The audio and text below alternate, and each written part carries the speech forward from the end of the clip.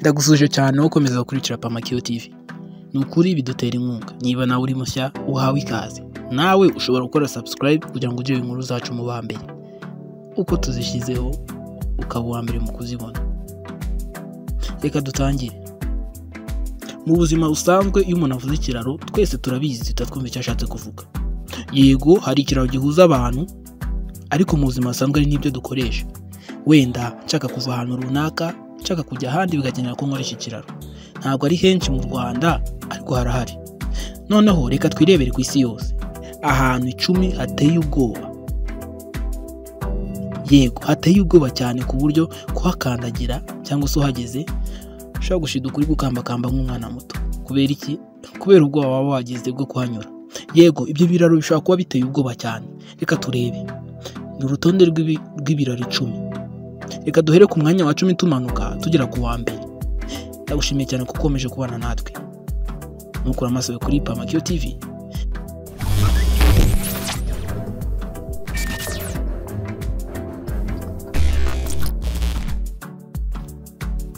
Ku mwanya wa 10 haza Monkey Bridge muri Vietnam.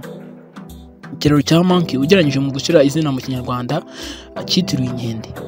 Monkey ni ikiraro cyubatswe n'imigano, binatuma gishyirwa mu biteye ubwoba kuko hari igihe kiba kiriho umugano umwe cyangwa ibiri gusa. Iki kiraro cyubatswe hanini nk'abatuye igihugu cya Vietnam mu duce two mu cyaro kuko cyubakishijwe ibiti by'imigano cyangwa igiti cy'ingazi, kikaba kireshya na metero 35 z'uburebure. Izina Monkey ryaturutse ku buryo abantu bakoreshaga mu kwambuka icyo kiraro kuko baraho usanga bari gukambakamba kugira ngo bacyambuke. Nawe urabyibonera.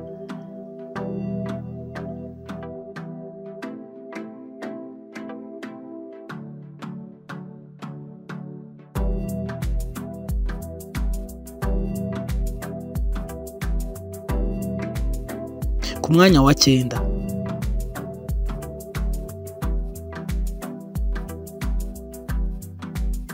haza Puente de Ojuela, Mexico.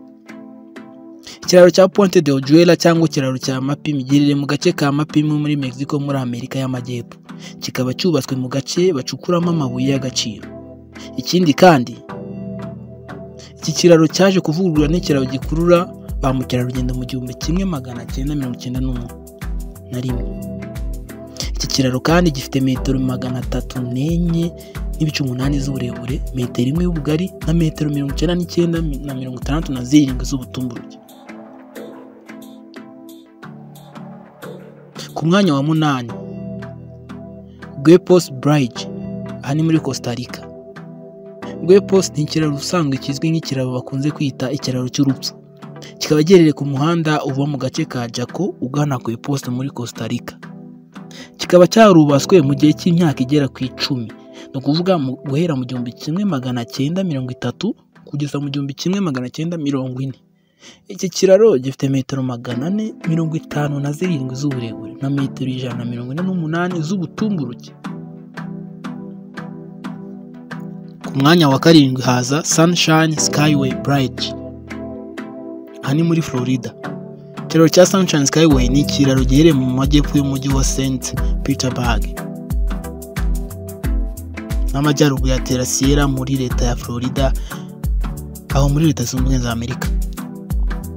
Iki kiraro cyuzuye tariki 7 Gashyantare 1947.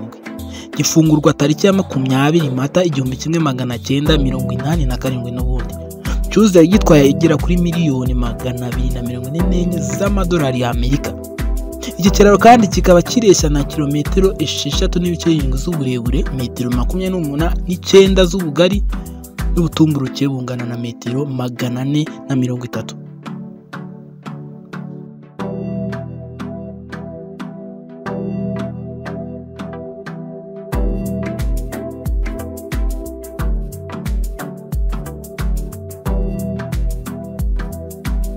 Ku mwanya wa 6 haza Eshima Ohashi Bridge hani mu Buyapani.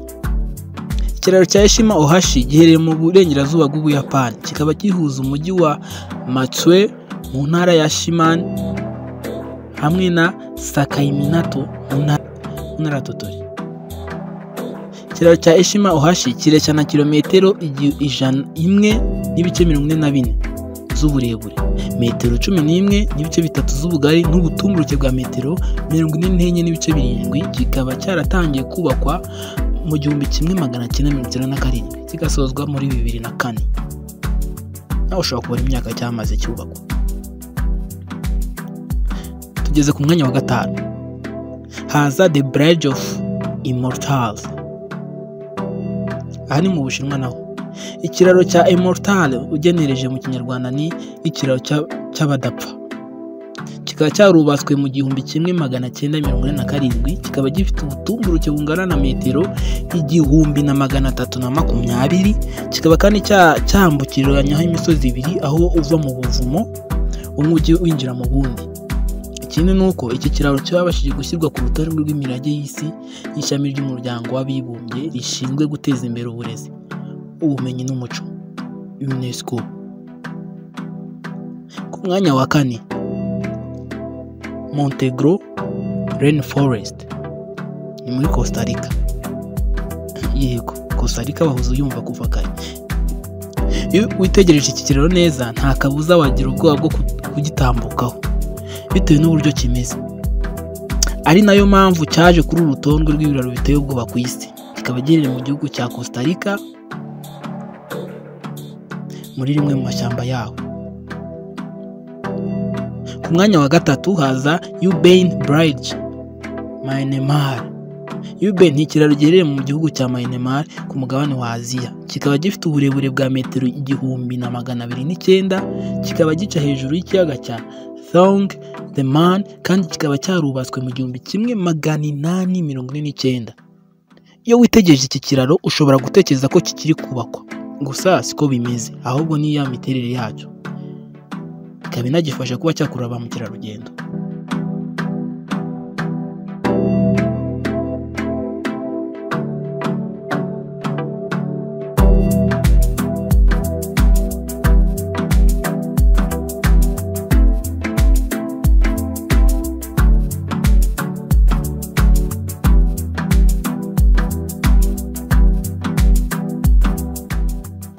Twikomeza ku mwanya wa 3 haza Story Dead Bridge muri Norway.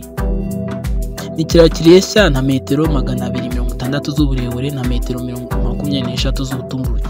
Kikaba cyaratangiye gukoreshwa mu 1989. Gire mu gihugu cya Norvege ku mugabane w'Uburayi. Ku mwanya wa mbere haza Carrick a Red Rope Bridge muri Northern Ireland. Uretse kuba giherereye mu hantu heza kuri iyi si, kiri no ku rutonde rw'ibiraro biteye ubwoba bitewe n'ahantu giherereye kuko kiri muri metero 30 z'ubutumburuke na metero 20 z'uburebure. Kikaba giherereye muri Ireland y'Amajyaruguru.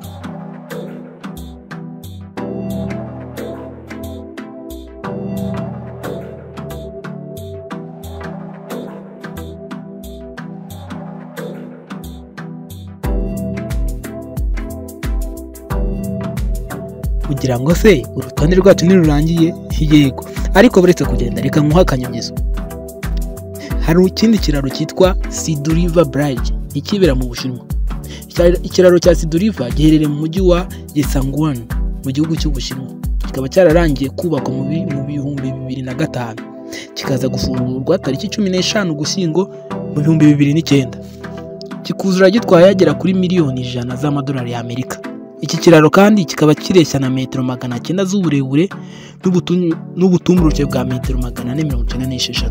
Ni kinini cyane. Ndagushimiye cyane wowe wakomeje kurikira Pamakiyo TV. Mbwira muri comment ko wabonye ino video cyangwa se uru rutonde urarubona ute, ni cyo kiraro cyaguteye ubwakurusha ibindi byose ukubivuga muri comment. Ndagushimiye cyane, komeza ugire ibihe byiza.